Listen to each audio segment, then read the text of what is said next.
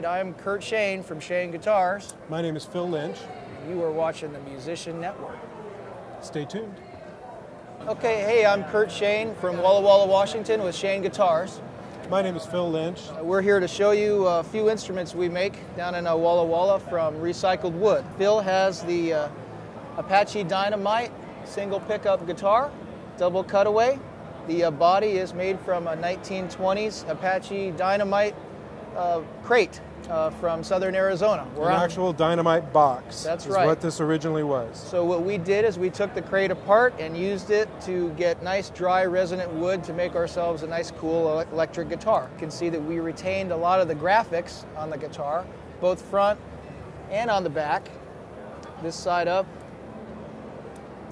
And on the headstock, there's the original Indian with the Apache Indian with his feather and his prickly pear cactus wreath. So we retain that and veneer the headstock with it. But okay, so then after we're done finding the world's coolest wood, then we have to make the instrument. So this instrument has a leather binding all around the perimeter. It's nice and tactile and warm and looks fantastic, and it's very durable too in protective the gig. Of the guitar.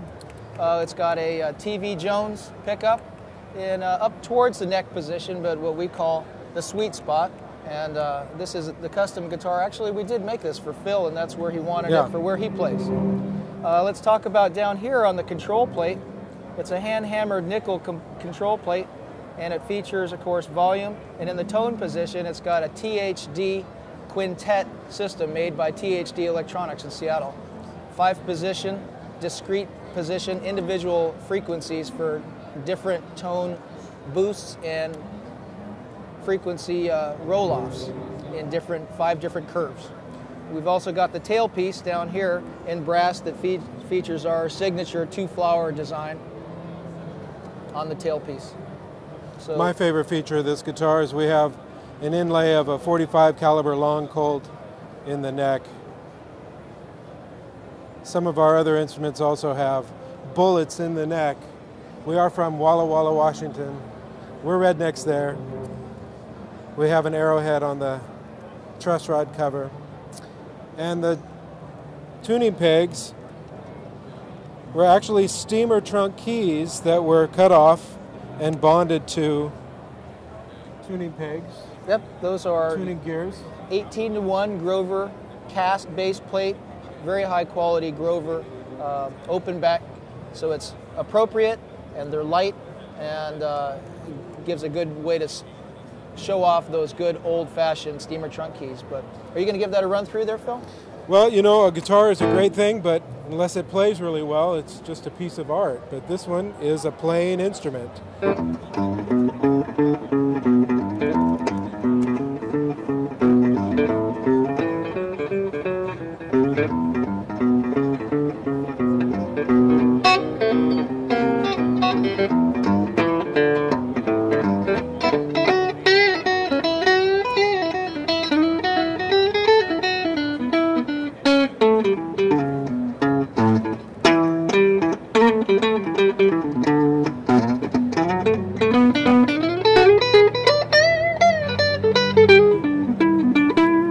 And the tone selector actually gives us a bunch of different sounds. That was just a bypass of the tone selector altogether and just using the TV Jones as it is. This is a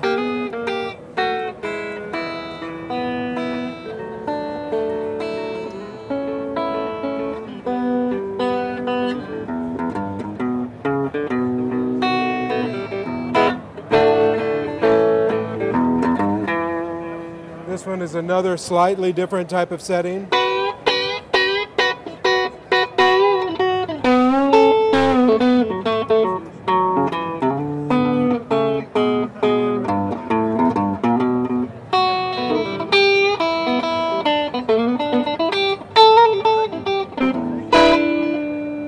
Each setting is slightly different.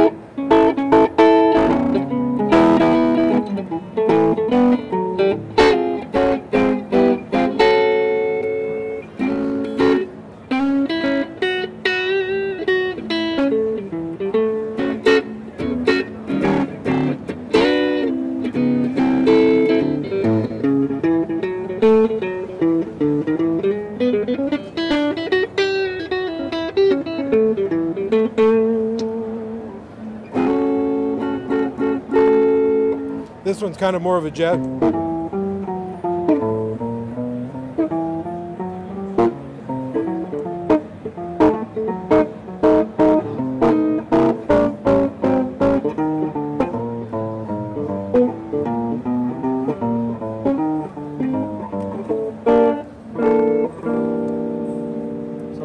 Tonal variations in this instrument. Yeah, we like to keep our designs a design of sufficiency and simplicity, and so we do make multiple pickup guitars, but just one pickup, one really hot pickup like this TV Jones Classic with this THD Quintet, it makes for a very versatile guitar with just one pickup. Our second guitar we like to show is not really a guitar at all. It's a version of our signature Turbo Diddley design. The Turbo Diddley is like a Chevy 350. It's the engine that drives this thing. It's the cone. It's the resonator cone in the box with our proprietary orientation system and baffle system on the inside. It looks simple from the outside, but on the inside, it makes a small cone maybe to give significant volume like this.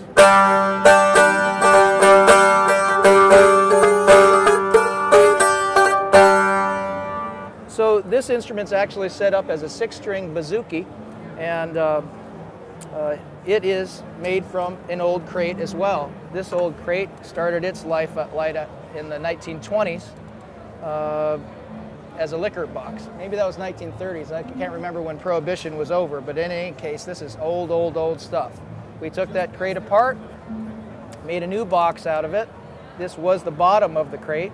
This was one of the sides, and we rearranged everything and put it back together. And after that, game's on, let's make a great instrument. So this instrument features a koa neck, and the koa neck has graphite on the inside. Once again, it features our signature footlocker, steamer trunk, tuning keys grafted on there. And we have a little bit of a fun headstock right there. This instrument is very similar to the one that we made for Andy Summers from the Police last year. He's got a 6-string bouzouki Turbo Diddley as well. So, do you want to do anything on this? Sure. Phil? The neat thing about these instruments is just all the history that you can see. King William blended Scotch whiskey. Our last one was a Dynamite box. It's all things that are a little bit slightly dangerous. And you see all the lettering, Glasgow, Scotland, even more lettering on the end. No one wants a carrot box guitar. Or a tomato box. Or a salmon box or guitar. Or a sweet onion box.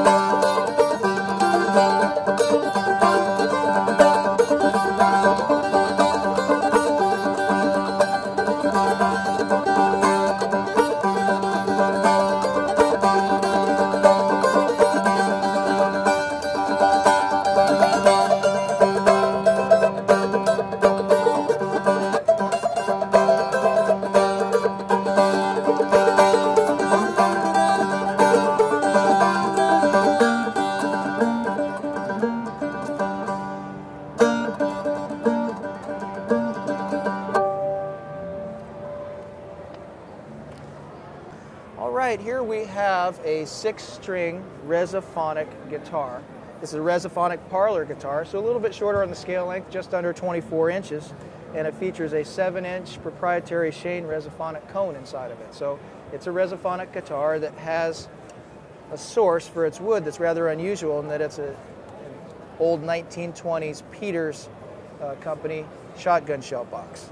And I love the little saying on here. It says "Steel where steel belongs," and that's that's pretty damn cool. That's right, it is. So we took this box apart again and made new panels for our new instrument, and reoriented them.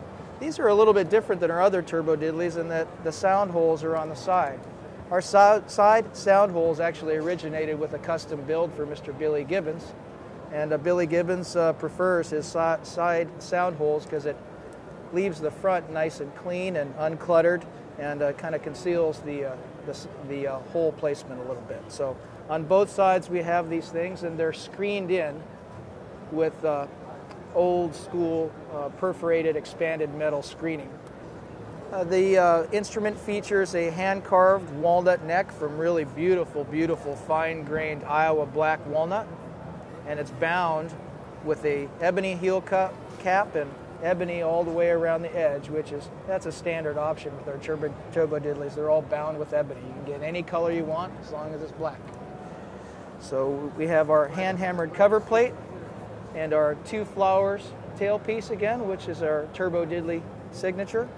And on this particular guitar, in addition to the Seymour Duncan lipstick pickup, well, this is an ammunition box, and so it's real appropriate that our fret markers also be made from ammunition too. So we have a nice Colt 45 bullet marker at the 12th fret, and we've got 9mm Luger markers all along the rest of the fingerboard. So they contrast real nicely and bring together all the different metals that we've got of nickel and brass on the different markers, and we've got nickel and brass here worked all throughout the instrument. This instrument is 6-string, and it's electric with 1 volume control, and it really provides for 2 totally different tonal personalities. So Phil, why don't you show them first what we can do acoustically, and then you'll see the other side of this instrument when we plug her in. Yeah, so I have the volume completely off.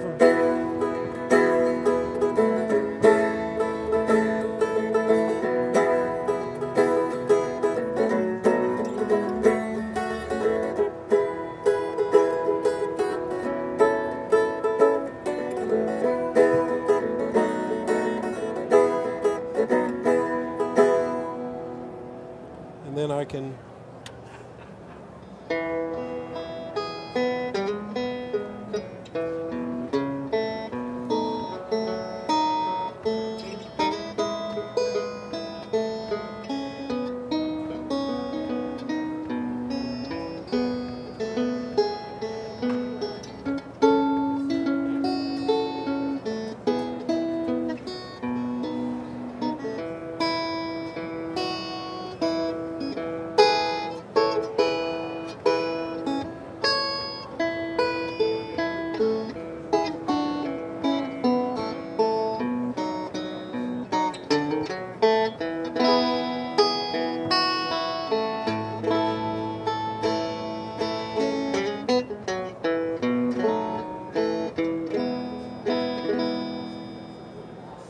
lots of different vibes on this particular instrument.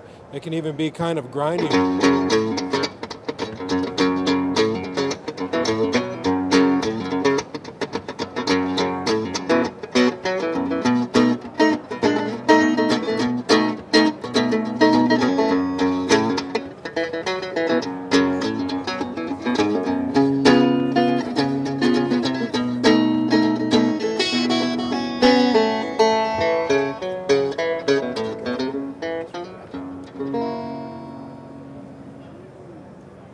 You know, all the turbo diddleys are basically, we pay tribute to John DePera's 1920s invention of the Reza Phonic cone, and we come up with a brand new application for it. So we use old materials, the old concept of the Reza Phonic cone, and we employ it in a new way.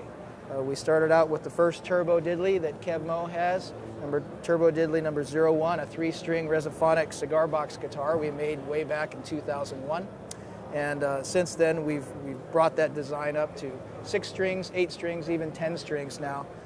Still employing the old-fashioned Reza Phonic technology, but using it in a way that we're going forward with Reza Phonics and making a brand new sounding and looking instrument. Using reclaimed material, using something that was something else to become something different.